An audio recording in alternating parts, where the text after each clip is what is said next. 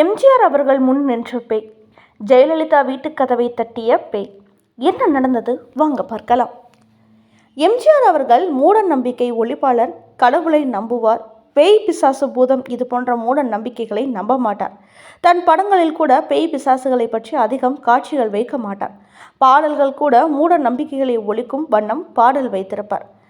மாந்திரிகம் போன்ற படங்களில் நடிக்க மாட்டார். காத்தவராயன் திரைப்படத்தில் எம்ஜிஆர் அவர்களை நடிக்க அழைத்த போது இந்த படத்தில் பில்லி சூன்யம், ஏவல், மாந்திரிகம் கதாநாயகன் செய்வது போல் காட்சிகள் வருகிறது. குட்டி சாத்தானை ஏவுவது போல் கதாநாயகன் நடிக்க வேண்டும். எனவே எனக்கு இந்த கதாபாத்திரம் ஒத்து வராது என்று சிவாஜி கணேசனுக்கு ரெக்கமெண்ட் செய்தவர் எம்ஜிஆர்.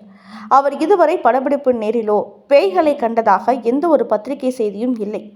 ஆனால் அபூர்வ தகவலாக ராமபுரத்தில் ஒரு இரவில் அவர் கண் முன்னால் பேய் தோன்றியிருக்கிறது என்பதை அறியும்போது ஆச்சரியமாக இருக்கிறது. ராமபுரம் தோட்டத்தை எம்ஜிஆர் விலை கொடுத்து வாங்கும்போது அங்கு பல சமாதிகளும் கல்லறைகளும் இருந்தது என்று எல்லோருக்கும் தெரியும். இருந்தாலும் தைரியமாக எம்ஜிஆர் அவர்கள் அந்த தோட்டத்தை விலைக்கு வாங்கி கல்லறைகளை சமாதிகளை சமப்படுத்தி ராமபுரம் தோட்டத்தில் தென்னை மரங்களும் நீச்சல் குளமும் அமைத்து அழகாக மாற்றியிருப்பார்.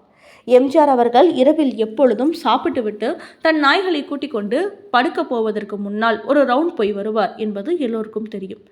அப்படி ஒரு நாள் எம்ஜிஆர் அவர்கள் படப்பிடிப்பை முடிந்து லேட்டாக வந்து சாப்பிட்டு விட்டு தன் நாய்களுடன் ரவுண்டு செல்லும்போது தோட்டத்தில் ஒரு இடத்தை நோக்கி நாய்கள் குலைப்பதை கண்டு எம்ஜிஆர் டார்ச் லைட் அடித்திருக்கிறார்.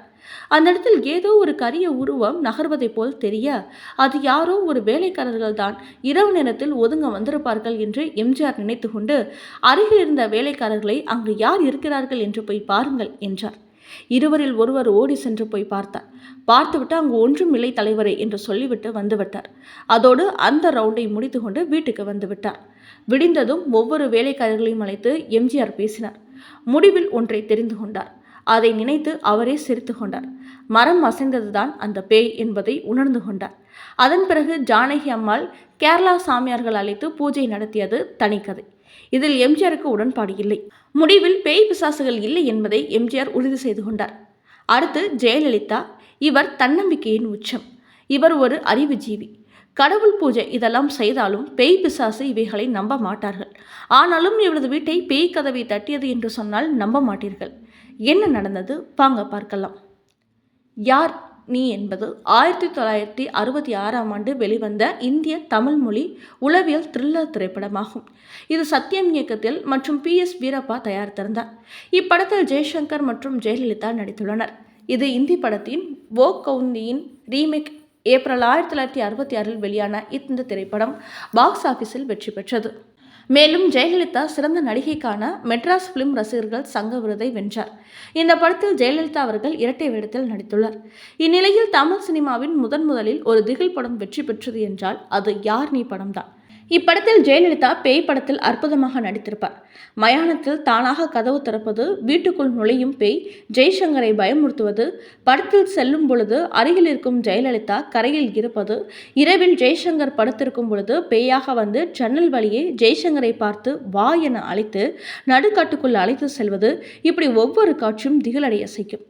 1964 ராஜ்கோஷ்லா இயக்கத்தில் வெளியான ஓகோந்தி அவள் யாராக இருந்தாள் என்ற இந்தி திரைப்படம் அதுதான் யார்னி.